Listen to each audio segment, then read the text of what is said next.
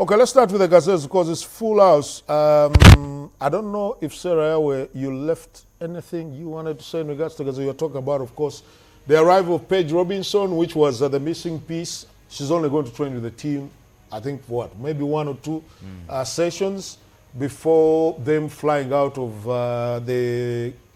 Alexandria, of course, heading to Cairo, then fly out to Abidjan. Place doesn't look bad. The guys have been sleeping in posh areas in Alexandria. How to get some. Yes. Those are things you want to see. Or you I've been there. I was like, I'm there because, yeah. You're there now. Which just number you wearing? Following all the dates at this. I'll be wearing a different on Friday.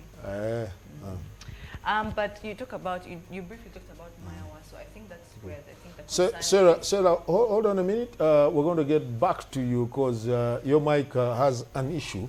We're going to get back to Sarah Yahweh, but fantastic to see. But probably before Emanzi comes in, we did listen to Claire Lamonu earlier a bit. Let's listen to the full interview that we had from Claire Lamonu and then come back with sum up the Gazelles talk before we talk National Basketball League. Ever since Rwanda, the team is definitely stronger, especially from a guard perspective.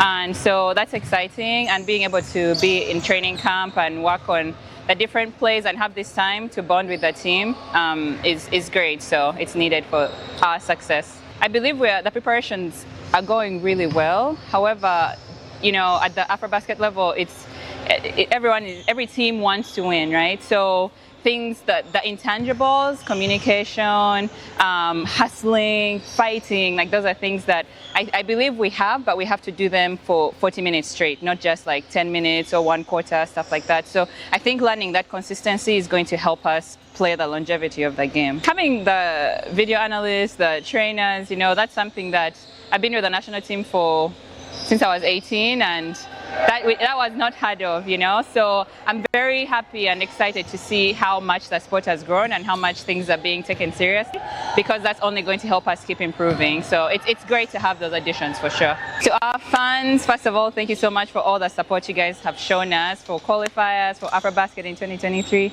and for our commitment to you as a team is we're going to fight, we're going to give it our best, and the results will take care of themselves. So come support in whatever way you can. We're very excited, and we have the best fans in the world, so thank you so much.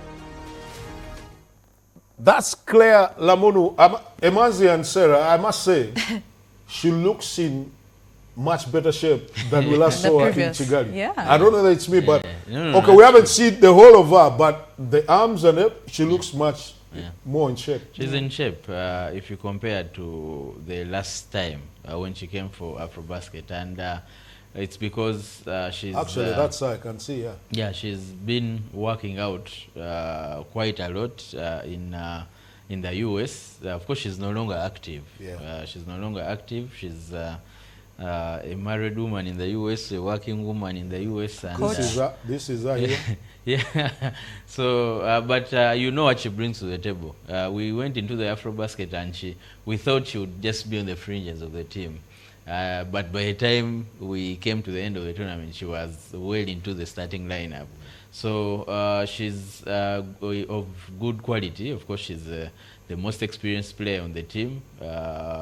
Played in 2014, was on the team in 2014. So that tells you how long she has been at this level. So I think she also doesn't need a lot of coaching to be sincere to you, because of the experience that she has, and basically the quality, because she's a very good player. So she brings a lot to the table, and I'm excited to see her play in Cote d'Ivoire. Don't ask too many questions about the male young boy you see playing there. That's Coach Sega's son. So he's in air. Sarah knows a thing or two about it. I do know that. I know the family. I did. Sarah, I know the family. No, that's Kaden, the old one. Yeah. That's the old boy. And I carried the little one, the last one. And Because now this we're one going to was a start kid. questioning the guys who are going An old to boy Vegas. by the time they came. But you were saying something about, Yeah, I was saying something about you're Maya admiring Wasa. the girls going for groceries. You want to be there also buying groceries. At Well, this she point, has we're a not chance. Eh? She has a chance. I'm because telling she you. plays in the league and Yes. Thank you, Emanzi. Have I ever said you have no chance? Should bring a chair for Emanzi here. No, I said Even that- Andrew is back. Wait, are you saying I've never said you have a chance, Sarah? Is that what you're saying? So is that what you... I want you to say it in the camera. Say it. No, Why are you thinking Emanzi as if me have never said that? I'm just thanking him. maybe you just Thank you. never said it. But I was saying, Yes. Afrobasket just posted squads Yeah. and what they look like, and we didn't see Maya Wasa's name there. So it's a bit scary, but I hope that that's sorted, By the way, like you've said. the coach is not happy about that the publishing of the squad because Yeah. he told me it is them to publish their team. It's not Afrobasket to publish their team. Yeah. So they're still sorting Maya's documentation. I think when the other guys saw 12 players, they felt this is the team. And they didn't care so much about what's moving. But I still hope that Maya Wasa will be part of the team. All right, definitely. I hope so because we need her. We need guards, and I think Claire mentioned it that the team has improved in terms when you go to the guard perspective. I think the first game we played at Afrobasket, Flavio Kecho was the point guard, and she got out of the lineup. Along the one, you had Lydia Babidi playing majorly in that role. So now you're looking at Shakira Namvubia and Evelyn Nachinji. Evelyn, who also did not really impress in the qualifiers last time out in 2020. She didn't play much. She barely played, even in Kigali. Yeah, then in Kigali, she barely got a look in. So, and you saw in the friendlies that we played how we really gave away possession in crucial moments. So that's a very tough position that has to be filled. And of course, Maya brings a bit of that and shooting the basketball to this team, and you'd want to see her cleared. But you'd say by seeing Uganda with 13 players traveling, maybe they are always so, because I know that her documentation has had question marks. And it doesn't. I don't think it has question marks. It is FIBA that always want to create the question marks. Yeah. It shouldn't be that difficult. If this was football, we wouldn't even be having this discussion. Of course, what comes with FIBA. I think FIBA must have had that in mind, that in the event that maybe this player is not cleared, then you still have 12 players that you're going to register for the tournament. And it's unfortunate, but we've seen careers go like that. John Barigaide failed to play for Uganda because of that. Because Brandon Sevirumbi, like you mentioned, real Ugandans that cannot play because of just a few No, I think details. for me they're just stupid regulations by FIBA. Sure. It's unfortunate.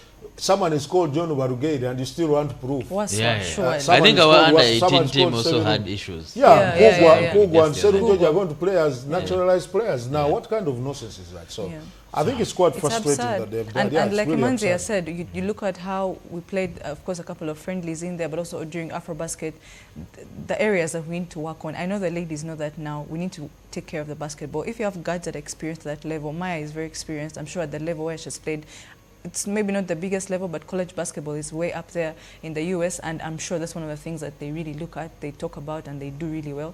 So it would be really good to have her supplement or complement the team or the guards that are there.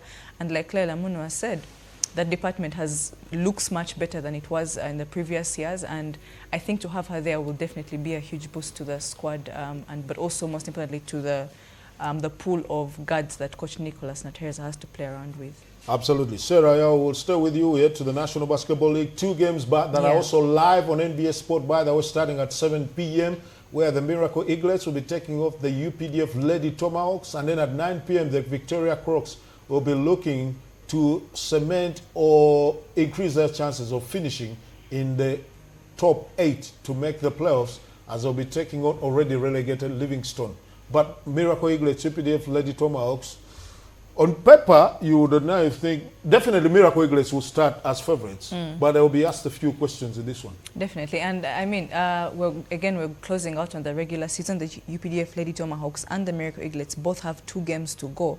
We both know they'll make the playoffs. UPDF for sure finish number 8, but for Miracle, they could probably go into this game feeling, let's win this one, win the next one, which is against Nabisunsa the next week on Wednesday. Maybe we can finish above Magic Stormers. Yeah. I don't know if that's a plan that they have, but definitely, like you've said, they do start as favorites in this game. UPDF will definitely have a few questions to ask, but we saw that game when they played in Kumba.